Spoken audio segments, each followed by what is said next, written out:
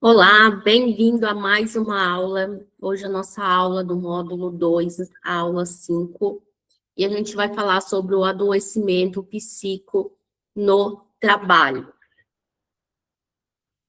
O objetivo dessa aula é levar você, aluno, a compreender como o trabalho adoece psicologicamente, quais são os sinais e as consequências, e quando o adoecimento deixa de ser individual e passa a ser uma responsabilidade da empresa. Essa é uma dúvida da maioria dos empresários.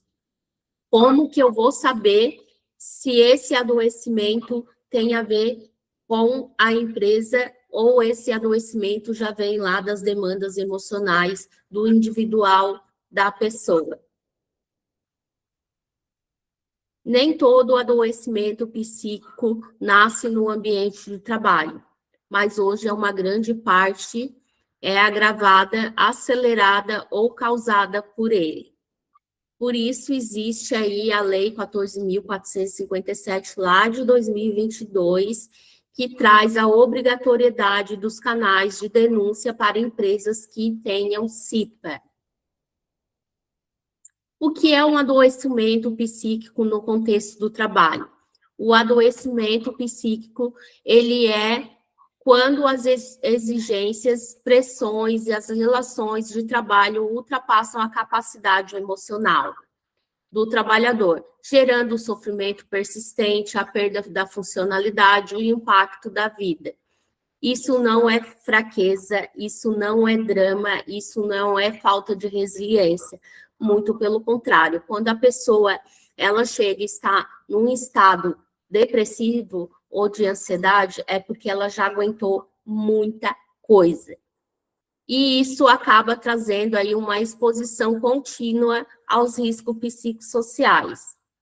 E as principais formas de adoecimento psíquico relacionado ao trabalho são os maiores transtornos, os mais comuns: estresse crônico, ansiedade ocupacional, a síndrome de burnout, depressão relacionada ao trabalho, os transtornos de adaptação e os transtornos psicossomáticos. Igual já comentei com vocês em outras aulas, quando um colaborador ele for lá no hospital, no médico do SUS, com uma crise de ansiedade, ele pode ter sim um CID relacionado ao ambiente de trabalho, e a empresa tem a obrigatoriedade de abrir uma CAT se esse colaborador ele precisar se afastar por algum motivo. E o destaque, então, mais conhecido é o burnout, que é um fenômeno aí ocupacional já reconhecido pela OMS. E os sinais de alerta na prática são irritabilidade constante, um choro fácil, apatia, o medo excessivo de errar e a sensação de incapacidade. Dentro do ambiente de trabalho, a gente acaba percebendo muito em algumas empresas quando o colaborador ele já está com esses sinais. Muitas das vezes essa pessoa ela vai chorar, ela vai gritar, ela vai estar o tempo todo estressado ou vai começar a se isolar. E isso já são sinais de alerta em que o líder ele também precisa estar preparado para reconhecer esses sinais e algumas das vezes até estar encaminhando essa pessoa para uma conversa e ver se essa pessoa ela não precisa de uma ajuda mais especializada. Então, os sinais cognitivos normalmente são dificuldade de concentração, essa pessoa ela sempre fez tudo certinho, de repente ela começa a errar muito, tem uma dificuldade de concentração, esquecimento frequentes, confusão mental, essa pessoa começa a ter dificuldade de tomar decisões, está sempre indecisa. Os sinais comportamentais, normalmente, são isolamento, queda da produtividade, o aumento de conflitos e as faltas recorrentes. Quais são, então, os sinais físicos, que a gente chama de psicossomáticos? O que é psicossomático? Aquele emocional que a pessoa não tratou vai virar uma doença física. E isso vem relacionado a dores de cabeça, problemas gastrointestinais, insônia, taquicardia, tensão muscular, muitas vezes tem uma diabetes emocional, pressão alta, crises de ansiedade. Então, tudo isso são relacionados a sinais físicos da psicossomática. Muitos têm alergias,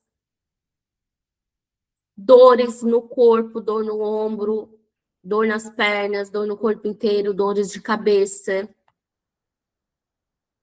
E as principais causas no ambiente corporativo são a sobrecarga no ambiente de trabalho, a falta de reconhecimento, e aqui quando a gente fala de reconhecimento, não é somente um reconhecimento financeiro, é um reconhecimento do trabalho da pessoa, dar os parabéns, elogiar essa pessoa. Estudo mostra que pessoas que são elogiadas, elas só aumentam a sua performance.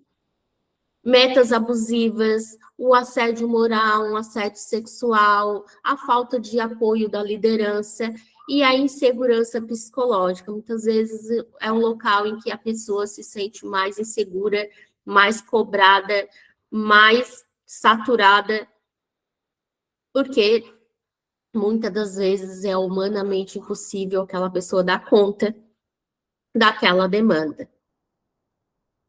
E o trabalho, ele pode ser uma fonte de realização ou uma fonte de adoecimento.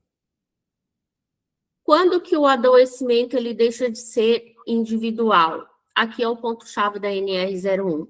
O adoecimento ele deixa de ser apenas individual quando acontece com vários colaboradores, se repete no mesmo setor, está ligado com a liderança, surge após mudanças organizacionais ou está associado a metas abusivas ou assédio.